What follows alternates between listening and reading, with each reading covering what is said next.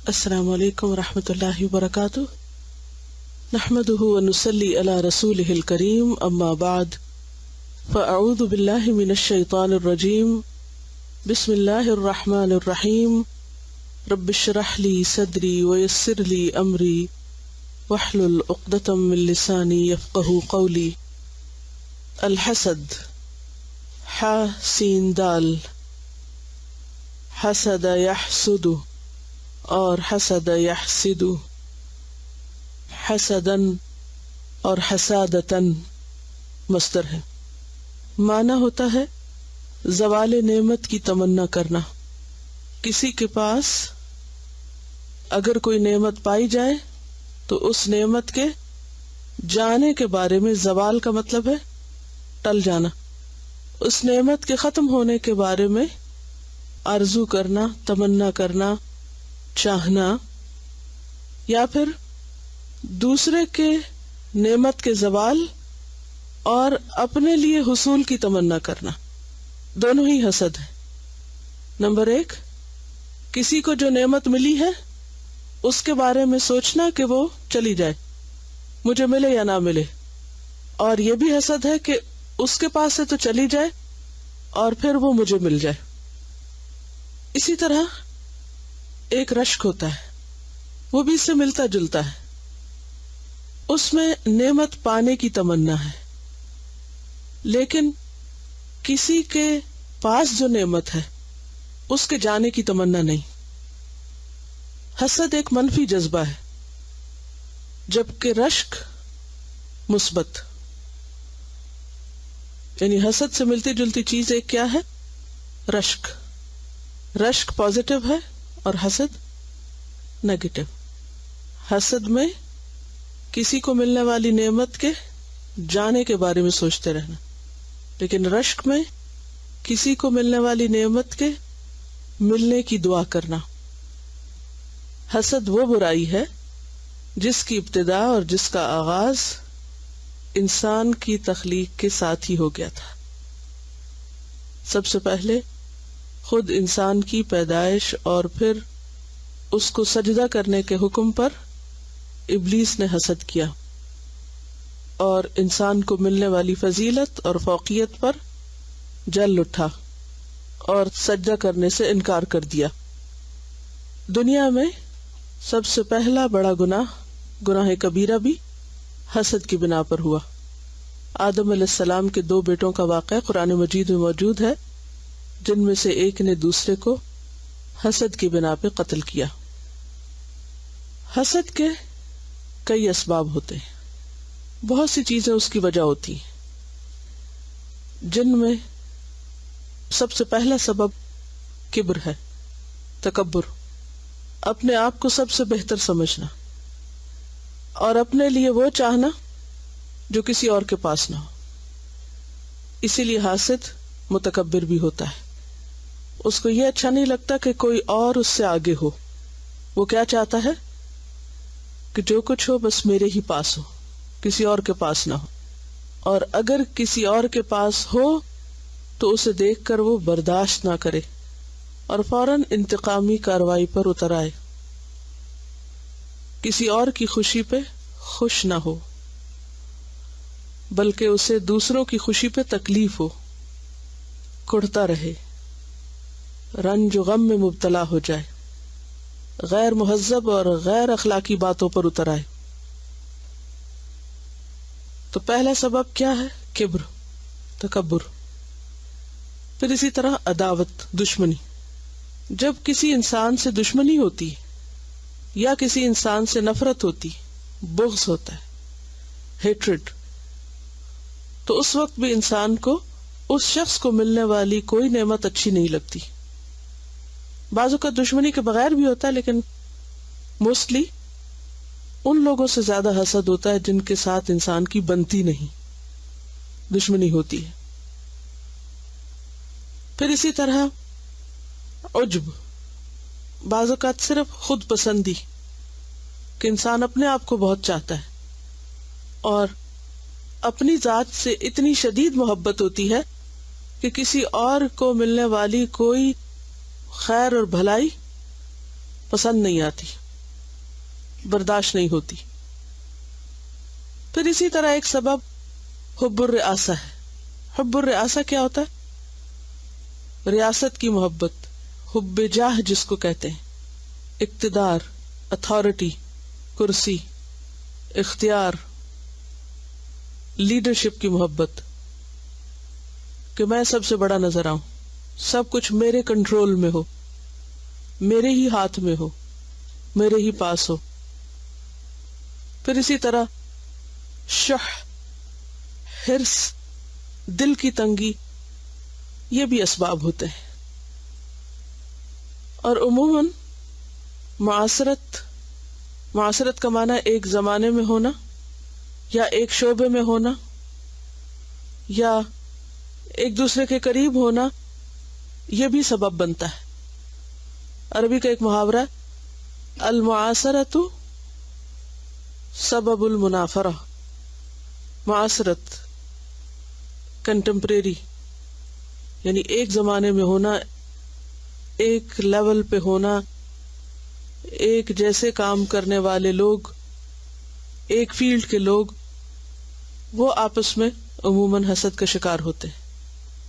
مثلاً ایک عالم سے حسد کرے گا، طب یا میڈیسن کے شعبے میں جو لوگ کام کر رہے ہیں ان کو آپس میں ایک دوسرے سے جلسی زیادہ ہوگی بنسبت کسی اور شعبے میں کام کرنے والے سے۔ ایک جگہ رہنے والے لوگ، ایک سٹیٹس کے لوگ، جیسے بہن بھائی ہونے کا رشتہ ایک جیسا ہوتا ہے، تو اس میں ہمیں بہت بڑی مثال ملتی ہے قرآن مجید سے، اخوان یوسف کی، کہ بھائیوں نے بھائی سے، جو کہ بہت ہی اچھا بھائی تھا، ہر طرح کی خوبیوں کا مالک تھا، اس سے حسد کی۔ تو عموماً ایک جگہ رہنے والے یا ایک جیسے سٹیٹس کے لوگ زیادہ ایک دوسرے سے حسد کرتے ہیں بنسبت دور کے لوگوں کے۔ وہ دوری وقت کے اعتبار سے بھی ہو سکتی ہے اور جگہ کے اعتبار سے بھی ہو سکتی ہے۔ جب لوگ مختلف جگہوں پر دور دور اپنے اپنی دنیا میں کام کر رہے ہوتے ہیں تو پھر اس میں اتنا زیادہ حسد نہیں ہوتا۔ جب مقابلہ ہوتا ہے، کمپیریزن ہوتا ہے، تو وہاں پر حسد کے جذبات بھی عموماً زیادہ ہوتے ہیں۔ پھر اس کے درجے بھی ہوتے ہیں، کوئی کم درجے کا ہوتا ہے، کوئی زیادہ درجے کا ہوتا ہے، لیکن انتہائی مہلک اور خطرناک بیماری ہے جو انسان کو کبیرہ گناہوں پر اکساتی ہے۔ قتل جو ہے یہ گناہوں میں بہت بڑا گناہ ہے، اور پہلے قتل کا سبب حسد ہی تھا۔ اب یہ بھی ہے کہ جب ہمیں حسد سے منع کیا گیا، یا حسد ایک منفی چیز ہے، تو سوال یہ پیدا ہوتا ہے کہ ایسا کیوں ہے، اس کا نقصان کیا ہے؟ لوگ کرنا چاہتے ہیں، کرتے رہے، فریڈم ہے، جو جس کا دل چاہے کرے۔ اسلام کیوں پابندی لگاتا ہے کہ حسد نہ کرو؟ کیونکہ حسد خوشیوں کا قاتل ہے، سکون کا قاتل ہے، ایسا زخم ہے جو کبھی نہیں بھرتا، دل کی بیماری ہے، امراض قلب میں سے، ہارٹ ڈیزیز میں سے۔ اگر کسی شخص کو ڈاکٹر یہ بتا دے کہ تمہیں ہارٹ ڈیزیز ہو گئی ہے، تو اس شخص کا خوف کے مارے کیا عالم ہوگا۔ تو حسد روحانی طور پر انسان کے لیے قاتل ہے۔ جیسے جسم کے لیے کچھ چیزیں قاتل ہیں نا، زہر کا کھانا یا کچھ ایسی غذاؤں کا کھانا کہ جو انسان کو ہارٹ ڈیزیز میں مبتلا کر دے، تو عموماً لوگ کیا کرتے ہیں، کتنا بھی پسند ہو نہیں کھاتے۔ کیوں؟ دل کی بیماری مبتلا ہو جائیں گے، کیونکہ دل کی بیماری کیا ہے؟ مہلک ہے۔ مہلک کا کیا معنی؟ قاتل ہے۔ تو اسی طرح حسد انسان کی روحانیت کا قاتل ہے۔ کوئی شخص روحانی طور پر اسپرچولی ترقی نہیں کر سکتا، اسٹرانگ نہیں ہو سکتا، نیک عمل نہیں کر سکتا، یا نیک عمل کی حفاظت نہیں کر سکتا جب تک کہ حسد سے نہ بچے۔ تو حسد انسان کے لیے سخت خطرناک چیز ہے۔ جیسے آگ لکڑی کی قاتل ہے، کتنی بھی عمدہ لکڑی ہو، کتنی بھی قیمتی لکڑیاں کئی طرح کی ہوتی ہیں نا، کچھ لکڑیاں بہت قیمتی ہوتی ہیں، بہت ہی قیمتی، لیکن آگ یہ نہیں دیکھتی کہ وہ کس لکڑی کو کھا رہی ہے. اسی طرح حسد بھی یہ نہیں دیکھتا کہ وہ کس نیکی کو کھا رہا ہے، وہ انسان کے بڑے بڑے اعمال کو تباہ کر کے رکھ دیتا ہے، اور اس طرح اندر داخل ہو جاتا ہے کہ انسان کو پتہ بھی نہیں چلتا کہ وہ حسد کا شکار ہو گیا. سمپٹمز کیا ہوتی ہیں، علامتیں کیا ہوتی ہیں جو انسان کو نظر آتی ہیں؟ حاسد کسی کی تعریف پر کبھی خوش نہیں ہوتا، کسی دوسرے کی تعریف اچھی نہیں لگتی، کسی دوسرے کو ملنے والی نعمت اچھی نہیں لگتی، اور وہ اس وقت بھول جاتا ہے کہ کسی کے لیے برا چاہنا دراصل اپنے لیے چاہنا ہے. حدیث میں آتا ہے نا، من ضار ضار اللہ بہ، جو کسی کا نقصان کرے گا اللہ اس کا نقصان کرے گا. آپ کسی کا برا چاہتے ہیں، اللہ آپ کے لیے برائی یا تکلیف کا راستہ کھول دے گا. ومن شاق شاق اللہ علیہ، جو دوسروں کو تنگی میں مبتلا کرے گا اللہ اس کے لیے تنگی پیدا کر دے گا. کیونکہ اس دنیا میں ایک اصول کیا ہے کہ ہر ایکشن کا ایک ری ایکشن ہے. کوئی عمل ایک عمل نہیں، دو طرفہ عمل ہوتے ہیں. یعنی کوئی بھی کام آپ کریں گے تو آپ کو اس کا نتیجہ دیکھنا پڑے گا. آپ خوشیاں بانٹیں گے تو آپ کو جواباً خوشیاں ملیں، آپ اسمائل کریں گے تو آپ کو اسمائل ملے گی. آپ کسی کو گھور کے دیکھیں گے تو دوسرا بھی آپ کو ویسے ہی دیکھے گا. آپ کسی سے سخت بات کریں گے تو دوسرا بھی آپ کو سختی سے جواب دے گا، کیونکہ اللہ تعالیٰ نے نظام ایسے ہی بنایا نا. تو جب آپ کسی کے لیے برا چاہیں گے تو یہ کیسے ہو سکتا ہے کہ لوگ آپ کے لیے اچھا چاہیں؟ حسد کی آگ میں، جلن کڑھن میں اس قدر شدت سے مبتلا ہوتا ہے کہ کسی دوسرے تک وہ آگ پہنچنے سے پہلے خود اس کو بھسم کرتی، خود اس کو جلا دیتی. یعنی اگر کوئی شخص کسی پہ جل رہا ہے تو وہ جلن اس تک تو پہنچے گی سے پہنچے گی، خود اس کو تو پہنچ رہی ہے نا. تو حاسد جو ہوتا ہے وہ اندر سے بھی کھایا ہوا ہوتا ہے، جلا ہوا ہوتا ہے. جب کوئی اندر سے جلا ہوتا ہے تو اس کے چہرے پر بھی وہ جلن کے آثار ہوتے ہیں، اس کی باتوں میں بھی. پھر وہ بات بھی کرتا ہے تو جلی کٹی سناتا ہے. وہ خود خوش نہیں ہوتا تو کسی کو بھی خوش دیکھ نہیں سکتا. وہ دوسروں کی خوشیوں میں بھی خرابی ڈالتا ہے. تو اس طرح حاسد بہت جلد بے نقاب ہو جاتا ہے. اگرچہ حسد اندر کی بیماری ہے، چھپی ہوئی ہے، دل کے اندر ہوتی ہے، لیکن بہت جلد بے نقاب ہو جاتی، چہروں پر آ جاتی، عمل میں آ جاتی، باتوں میں آ جاتی.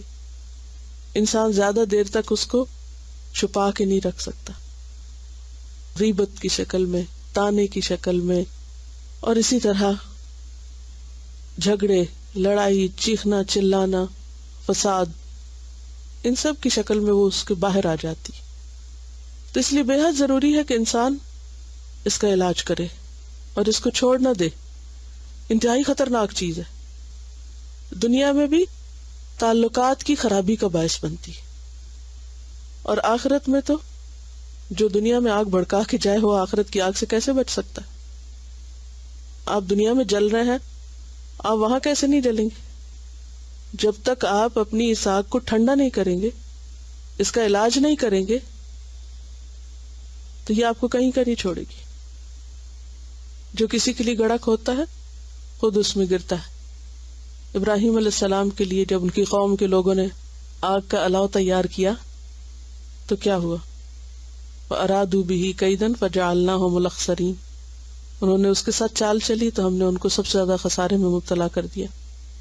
یہ ہو نہیں سکتا کہ آپ کسی کے لیے کسی بھی طرح برا چاہیں، کسی بھی وجہ سے، چاہے عداوت اور دشمنی کی وجہ سے، مخالفت کی وجہ سے، حسد کی وجہ سے، اور پھر آپ خود اس سے بچ جائیں.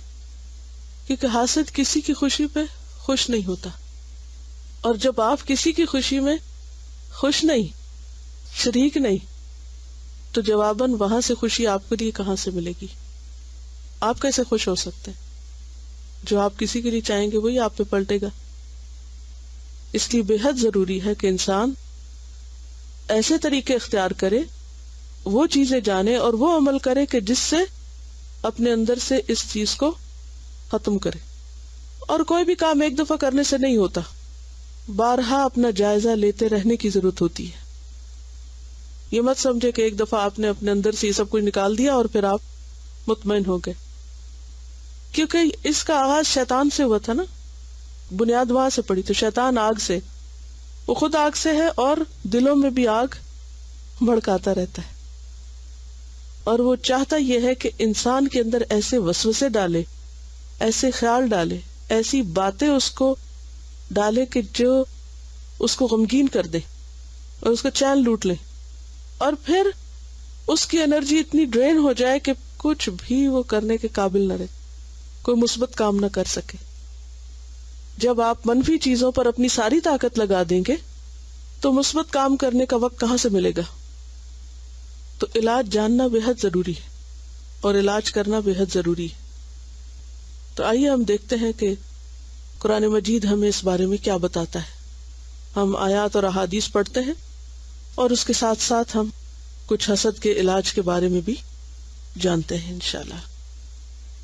قال اللہ تعالی ام یحسدون الناس علی ما آتاہم اللہ من فضلہ.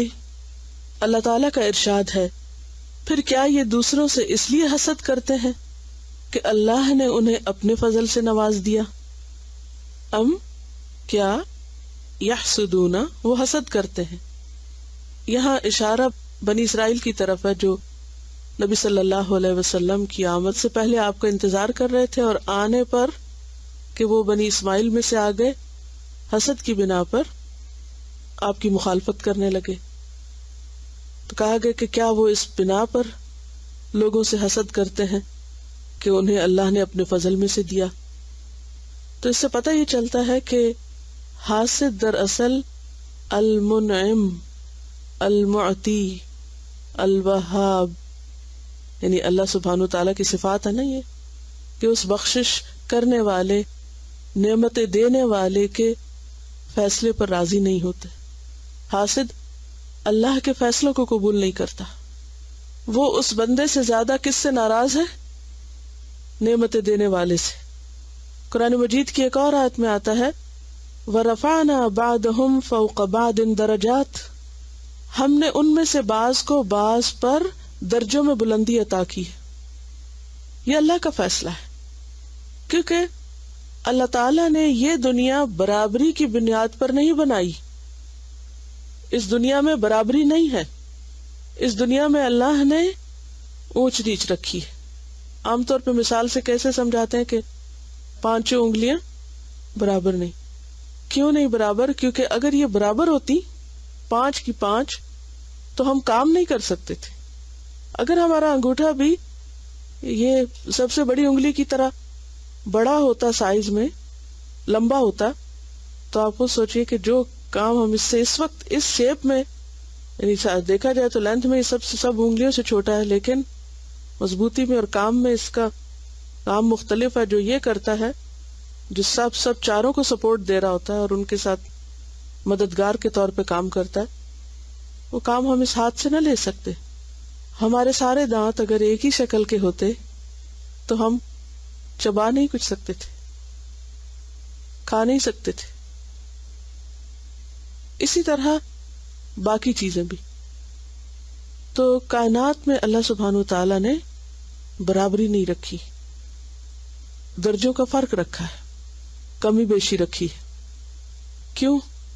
اس لیے کہ اسی سے دنیا کا نظام چلتا ہے.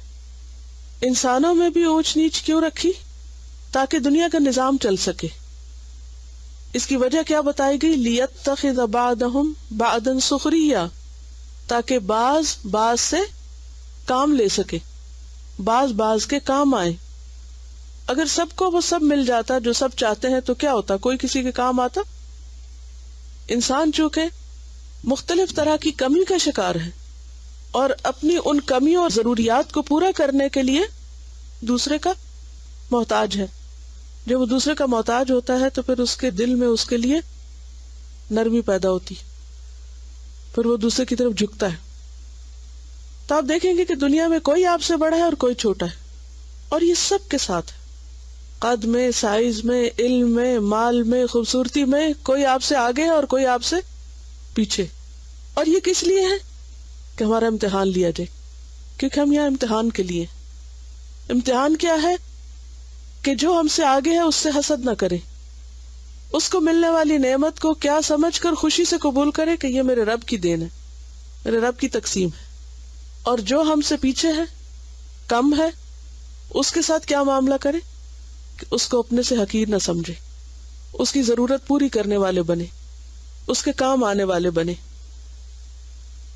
تو بات یہ ہے کہ اللہ کے فیصلے نہیں بدلتے، یہ فرق کوئی نہیں مٹا سکتا، ہمیشہ سے رہا ہے اور جب تک دنیا قائم ہے یہ فرق رہے گا، یہ ختم نہیں ہو سکتا. اس فرق کو مٹانا ان نیچرل ہوگا. تو جو نیچر کے خلاف، فطرت کے خلاف لڑتا ہے وہ دراصل اپنے آپ سے لڑتا ہے اور اپنا نقصان کرتا ہے، پھر وہ خود ہی کو کل کرے گا. تو ام یحسدون الناس، کیا وہ لوگوں سے حسد کرتے ہیں، علی ما آتاہم اللہ من فضل، ان چیزوں پر جو اللہ نے ان کو اپنے فضل میں سے دی، اپنی خاص رحمت سے. اس سے یہ بھی پتہ چلتا ہے کہ جو نعمت کسی کو ملتی ہے وہ اس کا حق نہیں ہوتی، وہ پریویلیج ہے، رائٹ نہیں. عام طور پر ہم لوگوں کی گفتگو میں یہ بات ہوتی ہے، کیا میرا اتنا بھی حق نہیں کہ مجھے یہ چیز مل جائے؟ کیا میرا حق نہیں ہے کہ مجھے 2 وقت کی روٹی ملے؟ کیا میرا حق نہیں ہے؟ نہیں، کچھ بھی حق نہیں ہے. کیا ہے؟ انعام ہے، احسان ہے اللہ کا. ہونا چاہے تو نہ دے، آپ کیا کر سکتے؟ اگر یہ احساس رہے تو انسان کو پھر جو کچھ بھی ملتا ہے اس پر شکر کرتا ہے. اور اگر انسان اس بولی میں بولتا رہے، اس ٹون میں بولتا رہے، کیا میرا یہ حق نہیں اور میرا وہ حق نہیں، تو پھر کیا ہوگا؟ حقوق کی اس جنگ میں کبھی بھی انسان پرسکون نہیں ہو سکتا، کبھی بھی اس کو چین نہیں آ سکتا. قال اللہ تعالی ومن شر حاسد اذا حسد، اور اللہ تعالیٰ کا فرمان ہے اور حاسد کے شر سے جب کہ وہ حسد کرے. اس سے کیا پتہ چلتا ہے کہ حاسد اپنے آپ کو نقصان دینے کے ساتھ ساتھ بعض اوقات انتقامی کارروائیوں کی وجہ سے دوسرے کو بھی نقصان پہنچاتا ہے، کیونکہ اللہ تعالیٰ نے دنیا میں خیر اور شر دونوں رکھا ہے. خیر بھی اپنا کام کر رہا ہے اور شر بھی اپنا کام کر رہا ہے. تو یہ اللہ تعالیٰ کی بہت بڑی رحمت ہے کہ اس نے ہمیں ایسے شر سے خبردار کر دیا کہ شر ہے، لیکن اس شر سے بچنے کے لیے کیا کرو؟ اللہ کی پناہ میں اپنے آپ کو دے دو. کیونکہ بعض اوقات حاسد سامنے آ کے وار کرتا ہے اور بعض اوقات چھپ کے وار کرتا ہے اور ہمیں پتہ بھی نہیں ہوتا. بعض اوقات وہ اتنا لپٹا ہوا وار کرتا ہے کہ ہم جانتے بھی نہیں. اور اس میں خاص طور پر ابلیس، شیطان، وہ بعض اوقات کسی خراب بات کو، غلط چیز کو ہمیں اتنا خوبصورت بنا کے پیش کرتا ہے کہ ہم اس کے جھانسے میں آ جاتے اور بہت بڑا غلط کام کر لیتے. اور جب ہم ریئلائز کرتے کہ ہم نے غلطی کی تو وقت گزر چکا ہوتا ہے. اور اس میں تاریخ میں کئی ایک ایسے واقعات ہیں. اس میں یہ کتاب دیکھ رہی تھی، عظمت اسلام، یہ مولانا وحید الدین کی کتاب ہے. اس میں انہوں نے حسد کے نقصانات پر پیج 284 پر ایک چیپٹر لکھا ہے. اس میں یہ لکھتے ہیں کہ بہمنی سلطنت 1347 میں سلطان محمد بن تغلق سے بغاوت کر کے قائم ہوئی. اس کا بانی حسن گنگو تھا. حسن کا کہنا تھا کہ وہ ایران کے قدیم بادشاہ بہمن کی اولاد سے، اس بنا پر اس کا خاندان بہمنی خاندان کہا جاتا ہے. حسن گنگو نے گلبرگہ کو اپنی راجدھانی قرار دیا اور اپنی سلطنت کی حدود بڑھانے شروع کیے. 1359 میں حسن گنگو کی وفات ہوئی. اس کے بعد اس کا جانشین احمد شاہ بہمنی ہوا. اس نے شہر بیدر بسایا اور گلبرگہ کے بجائے بیدر کو اپنی راجدھانی قرار دیا. دکن کی یہ بہمنی سلطنت 180 یعنی 180 ایئر تک قائم رہی. 1527 یعنی 1527 میں ختم ہو گئی.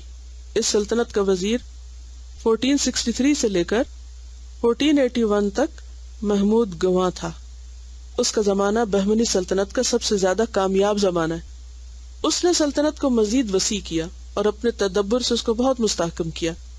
مورخین نے بالاتفاق اس کی اعلیٰ لیاقت کا اعتراف کیا. ایک مورخ نے لکھا ہے کہ محمود گواں تاریخ ہند کے بہترین مدبروں اور منتظموں میں شمار کیا جاتا ہے، یعنی زبردست لیڈر اور ایڈمنسٹریٹر تھا.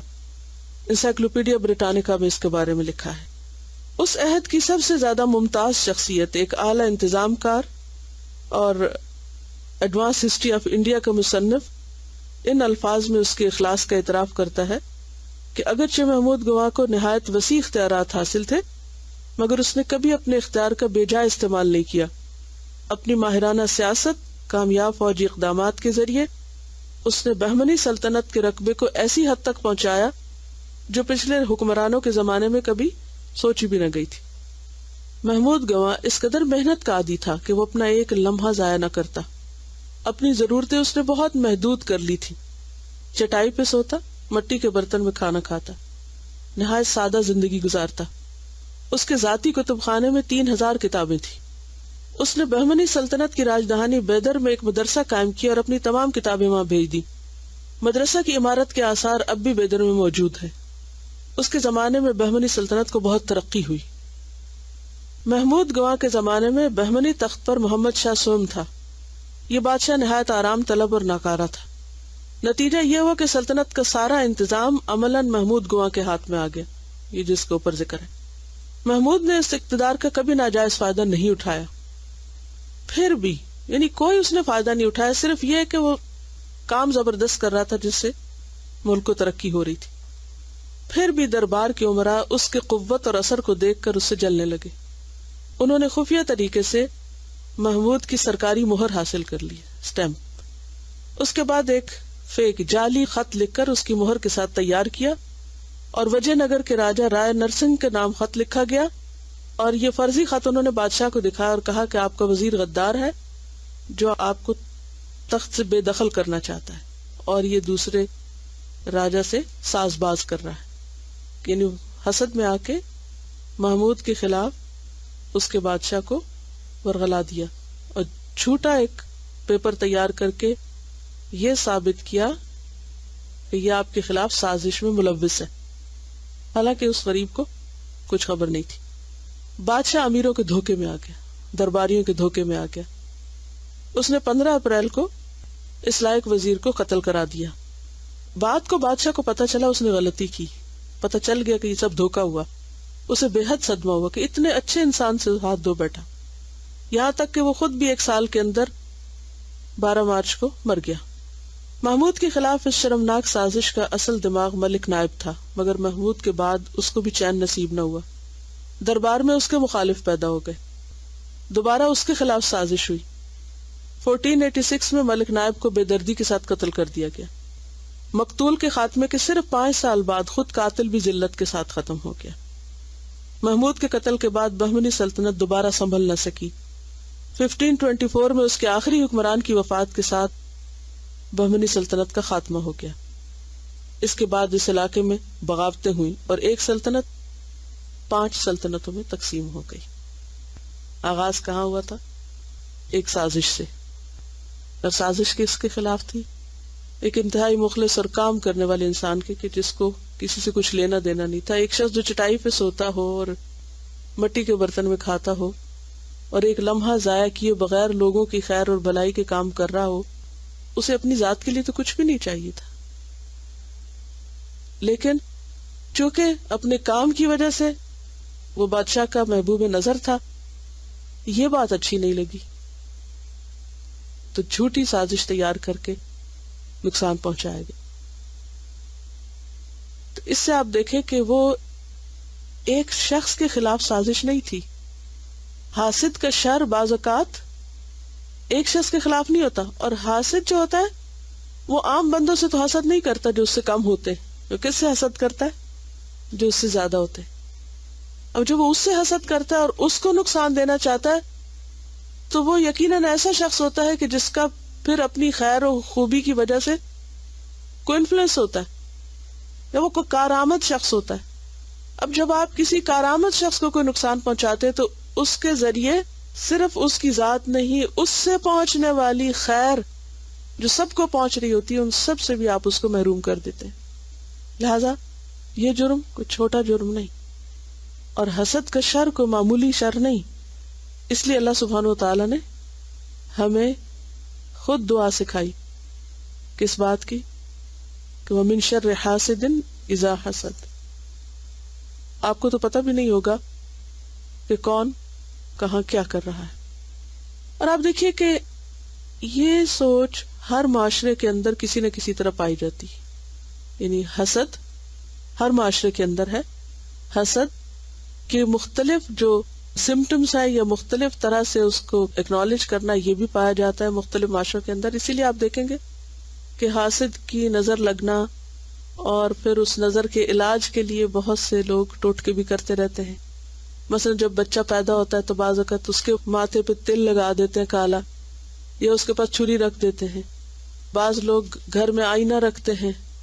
بعض اوقات اور بھی کچھ طریقے اختیار کیے جاتے ہیں، اور اس کا مقصد کیا ہوتا ہے؟ نظر نہ لگے، حاسد کے حسد اور شر سے بچنے کے لیے. لیکن اللہ تعالیٰ نے ہمیں اس سے بچنے کے لیے بہترین طریقہ سکھایا ہے، اور وہ کیا کہ ہر نماز کے بعد یہ صورتیں پڑھی جائیں، صبح اٹھتے ہوئے پڑھی جائیں، رات کو سوتے وقت پڑھی جائیں، اور انسان مسلسل اللہ کی مدد مانگتا رہے. اور جب کوئی نعمت اچھی لگے اپنی یا کسی کی تو کیا پڑھے؟ ماشاء اللہ لا قوت الا باللہ. یہ ماشاء اللہ کا مطلب کیا؟ جو اللہ نے چاہا. یعنی اگر کسی کو کچھ ملا ہے تو یہ اللہ کی چاہت ہے، اللہ سبحانہ و تعالیٰ کا فیصلہ ہے. آپ اس فیصلے پہ ناراض کیوں ہیں؟ اب دیکھیے کہ دنیا میں حسد انفرادی سطح پر بھی ہوتا ہے اور اجتماعی سطح پر بھی. قومیں قوموں سے بھی کرتی ہیں اور افراد افراد سے بھی. افراد کے حسد میں تو انڈیویجولی کسی بھی لیول پر حسد ہو سکتا ہے، لیکن اقوام سے حسد، جیسے بعض اوقات ویسٹ کے خلاف لوگ کس لیے بولتے رہتے ہیں، ان کی ترقی کو دیکھ کر کوئی نہ کوئی نقص نکالتے رہتے ہیں اور ان کی اخلاقی خرابیوں کے اوپر زیادہ سے زیادہ بات ہوتی ہے. ٹھیک ہے وہ سب موجود ہے، لیکن اس کے اوپر فرض کیا ہے کہ پھر آپ اس کی اصلاح کی کوئی کوشش کریں. لیکن بعض اوقات کسی بھی قوم یا ملک یا علاقے کی ترقی دیکھ کر کہیں کوئی تعریف ہو رہی ہو تو وہاں صرف خامیوں پہ بات شروع کر دینا، یہ کیا ہے؟ یہ بھی حسد کی نشانی. کارل مارکس نے جو تحریک شروع کی تھی اس کی بنیاد بھی، یعنی اشتراکیت کی بنیاد کیا تھی؟ کس کے خلاف حسد تھا؟ کس کے خلاف نفرت تھی؟ رچ لوگوں کے، مالداروں کے خلاف. یعنی وہ غریبوں کی ہمدردی میں کم اور امیروں کی نفرت میں زیادہ تھی. کیونکہ بعض اوقات لوگوں کو کسی اچھے کاز کے لیے جمع کرنا مشکل ہوتا ہے. کہ لوگوں کو اگر یہ کہا جائے کہ آؤ غریبوں کی ہمدردی میں مل کے کوئی کام کرتے ہیں تو کتنے لوگ کام کریں گے. لیکن اگر لوگوں کو اس پہ اکٹھا کیا جائے کہ آؤ فلاں فلاں کی نفرت میں کام کرتے ہیں یا ان کے خلاف ریاکشن کرتے ہیں، تو دنیا میں بہت ساری موومنٹس کے پیچھے آپ دیکھیں کہ وہ ریاکشن ہو، ریاکشنری تحریک ہے، ریاکشنری موومنٹس. اور ریاکشنری موومنٹس عموماً انسانوں کے فائدے میں کم ہوتی ہیں اور نقصان میں زیادہ، کیونکہ وہ چلانے والے اور اس کے لیے کام کرنے والے جب ختم ہوتے ہیں تو پھر آہستہ آہستہ وہ بھی دم توڑ دیتی ہیں، وہ بھی ختم ہو کے رہ جاتی ہیں، کیونکہ اس کی کوئی بنیاد نہیں ہوتی.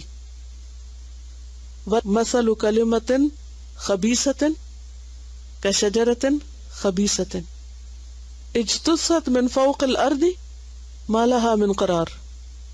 ایسی چیزیں قرار نہیں پکڑتی.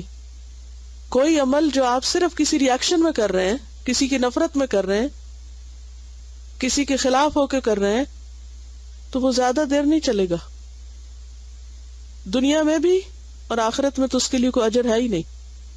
اگرچہ نفرت پر مبنی کام جو ہوتے ہیں وہ بظاہر بہت فورسفل ہوتے ہیں، انہیں بڑی قوت ہوتی، کیونکہ نفرت بھی ایک بہت شدید قوی جذبہ ہوتا ہے انسان کے اندر، اور اس کے اندر بعض اوقات بڑے بڑے رسک لینے اور بڑے بڑے چیلنجز قبول کرنے کی جرت پیدا کر دیتا ہے جو عام طور پر آپ نہیں پیدا کر سکتے.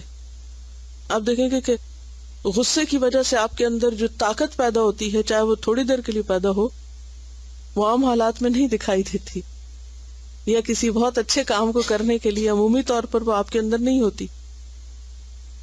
تو نیگیٹو فورسز جو انسان کے اندر وہ بہت شدید ہیں، لیکن یہ یاد رکھیے کہ وہ لاوے کی طرح پھٹتی ہیں، لیکن ہر اٹھنے والا لاوا اگرچہ تباہی لاتا ہے، پھر کیا ہوتا ہے بالآخر؟ ٹھنڈا ہو جاتا ہے، ختم، جزیرہ ہی بن جاتا ہے نا، بنجر. تو بات یہ ہے کہ انسان کو ہمیشہ یہ سوچنا چاہیے کہ کوئی بھی جو عمل کرنے لگا ہے، کوئی بھی کام، کسی کا ساتھ دینے لگا ہے، کسی کی باتوں میں جو آ رہا ہے، کسی کی ہاں میں جو ہاں ملا رہا ہے، وہ کس نیت سے ہے، کس جذبے سے. بعض اوقات دو لوگوں کا اتحاد صرف وقتی کسی ایسی ہی نفرت کی بنا پر ہوگا جو دونوں کے اندر کامن ہوگی کسی تیسرے کے خلاف، اور جو ہی وہ مقصد حال ہوگا وہ دونوں الگ ہو جائیں گے. اسی لیے پیچھے ہم نے پڑھا تھا نا کہ من احب للہ وابغض للہ وآطاع للہ ومنع للہ فقد استکمل الایمان. جس نے اللہ کے لیے محبت کی، اللہ کے لیے بغض رکھا، کیونکہ حسد کے پیچھے بغض ہوتا ہے نا، نفرت ہوتی. ابن زبیر سے روایت ہے، نبی صلی اللہ علیہ وسلم نے فرمایا کہ دب الیکم داء الامم قبلکم، تمہارے اندر پچھلی اقوام کی بیماریاں چپکے سے آ جائیں گی. دبیب ہوتا نا، آہستہ چال سے، تھوڑے تھوڑے تھوڑے تھوڑے کرتے ہوئے گھس جانا کسی چیز. دابہ اسی سے. البغضاء والحسد، بغض اور حسد. والبغضاء اور بغض ہی الحالقہ، حالقہ قاف سے، حالقہ نہیں ہے، حالقہ مونڈ دینے والی ہے، اریز کر دینے والی ہے. لیس حالقۃ الشعر، بال موڑنے والی نہیں، ولیکن حالقۃ الدین، دین کی صفائی کر دینے والی. تو بات یہ ہے کہ جب تک بغض اللہ کے لیے نہ ہو، اپنے نفس کے لیے ہو، تو وہ دین کی صفائی کر دیتا ہے. اس سے کئی اور خرابیاں پیدا ہوتی. وہ آگ ہے جو نیکیوں کو ختم کر کے رکھ دیتی ہے. تو من احب للہ وابغض للہ، جس نے اللہ کے لیے محبت کی اور اللہ ہی کے لیے بغض رکھا، اس نے اپنا ایمان مکمل کیا. اور ایسی ہی محبت جو اللہ کی خاطر ہو وہ پائیدار ہوتی، وہ باقی رہتی ہے. وہ کیسے باقی رہتی ہے؟ کیونکہ اس میں ذات نہیں ہوتی، اللہ کی رضا ہوتی. پھر انسان دوسرے کی غلطیوں، کمی کوتاہی کو معاف کرتا رہتا ہے. لیکن جہاں ذات انوالو ہوتی ہے، وہاں انسان کسی کی خوبی بھلائی دیکھ کے اگر کسی کو اپنے سے آگے نکلتا دیکھے تو حسد میں مبتلا ہو کے ساری محبت کو صاف کر دیتا ہے. پھر وہ محبت نہیں باقی رہتی، وہ محبتیں نفرتوں میں بدل جاتی، وہ دوستیاں دشمنیوں میں بدل جاتی ہیں، کیونکہ وہ احب للہ ہی نہیں تھا، ابغض للہ ہی نہیں تھا. تو بغض جو ہے وہ حسد کا سبب ہے، عداوت. اور جب دل میں بغض اور نفرت آتی ہے کسی کی، تو پھر انسان بعض اوقات بظاہر بڑے بڑے غلط کام بھی کر جاتا ہے. تو بے حد ضروری ہے کہ انسان اس شر کو اپنے دل سے نکالے. عن ابی ہریرہ ان رسول اللہ صلی اللہ علیہ وسلم قال لا يجتمعان في قلب عبد الایمان والحسد، رواہ النسائی. سیدنا ابو ہریرہ رضی اللہ عنہ سے روایت ہے کہ رسول اللہ صلی اللہ علیہ وسلم نے فرمایا، آدمی کے دل میں ایمان اور حسد جمع نہیں ہو سکتے. سب مل کے پڑھیے.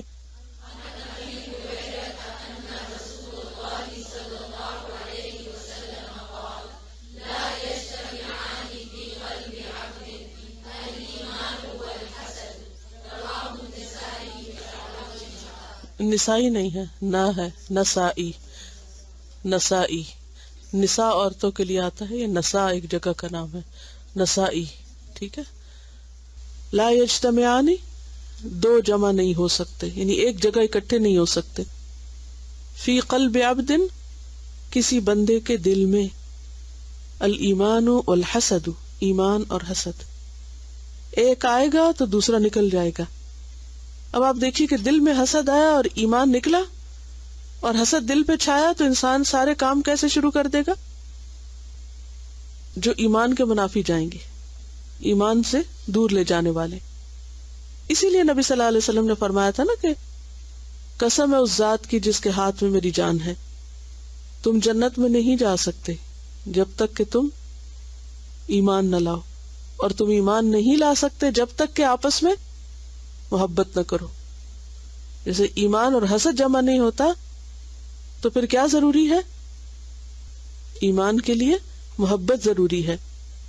وَلَا تُؤْمِنُوا حَتَّى تَحَابُّوا أَلَا أُنَبِّئُكُمْ، کیا میں نہ بتاؤں تم کو، بِمَا يُثْبِتُ لَكُمْ ذَلِكَ، جو تمہارے دل میں یہ چیز ڈال دے، افشوا السلام بینکم، سلام کو خوب خوب پھیلاؤ، سلام کو خوب رواج دو.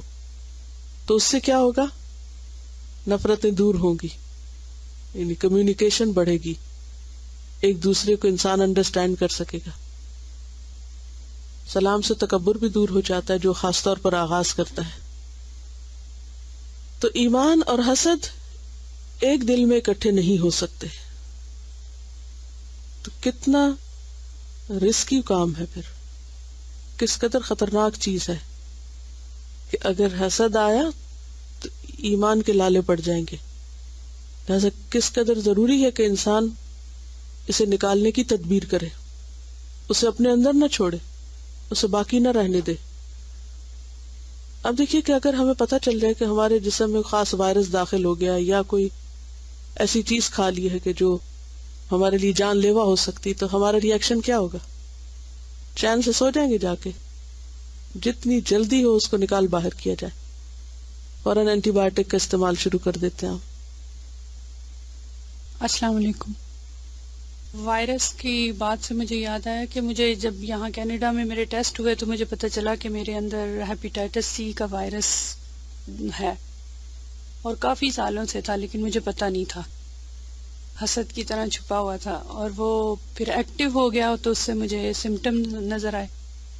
تو انہوں نے مجھے ٹریٹمنٹ بتایا، وہ بہت ہارڈ ٹریٹمنٹ تھا، اور وہ مطلب مجھے پہلے ہی بتا دیا کہ بہت سارے تمہیں اس کے سائیڈ افیکٹس ہوں گے، کہ بال بھی چلے جائیں گے، یہ بھی ہو سکتا ہے، یہ بھی ہو سکتا ہے. 100 سے زیادہ اس کے سائیڈ افیکٹ تھے. تو مگر مجھے پتا تھا کہ یہ مجھے لینا ہے کیونکہ اس کے بغیر وہ وائرس نہیں جائے گا. میں نے وہ ٹریٹمنٹ لیا، 5 سال میرا ٹریٹمنٹ ہوا، ڈفرینٹ 2-3 دفعہ. تو میں یہی سوچ رہی تھی کہ اس کے لیے کتنی، ایک وائرس کو نکالنے کے لیے اتنا میں نے رسک لیا. اور ابھی اکثر لوگ مجھ سے پوچھتے ہیں کہ ہمارے فلاں کو یہ وائرس ہے، تو وہ بوڑھے لوگ ہیں جو جیسے کسی کی مدر ہیں، تو میں نے کہا وہ تو ہے، رسک لینا پڑے گا. لیکن وہی میں سوچ رہی تھی کہ اس کے بارے میں ہم لوگ کوئی ٹریٹمنٹ نہیں لیتے. ہمیں سمٹم نظر آتی بھی ہیں، کیونکہ یہ وہ چیز ہے نا جس کے بارے میں آپ کو خود ہی اپنے اندر جھانکنا ہے. شاید کوئی اور آپ کو نہ بتا سکے، لیکن مومن کا دل ایک آئینے کی طرح ہوتا ہے. اس پہ آنے والا چھوٹا سا دھبا بھی فوراً اس کو نظر آتا ہے. انسان اپنے دل میں فوراً دیکھ سکتا ہے، پہچان سکتا ہے کہ کسی کی خیر پر میرا ری ایکشن کیا تھا. کسی کے بارے میں کوئی گڈ نیوز سنی، کسی کو کسی بھی فیلڈ میں اس کو یا اس کی اولاد کو یا کسی بھی اور کو آگے جاتے دیکھا تو میرے دل کا حال کیا ہوا، میں نے کیسے محسوس کیا. کسی کی تعریف ہو رہی تھی، کسی کے نمبر مجھ سے زیادہ آگے، کسی کو کسی فیلڈ میں زیادہ کامیابی، مال میں زیادہ کوئی آگے چلا گیا، تو میرا ری ایکشن کیا تھا، میرے اندر کا حال کیا تھا. کیا میں کسی کی خوشی پہ خوش ہوا یا نہیں ہوا؟ اور اگر کسی کی خوشی پہ ہم خوش نہیں تو مرض میں مبتلا ہیں، علاج ضروری ہے، ورنہ مہلک ہے، خود ہی کو نقصان دے گا. سبحانک اللہم و بحمدک نشہد ان لا الہ الا انت نستغفرک و نتوب الیک. السلام علیکم و رحمۃ اللہ وبرکاتہ.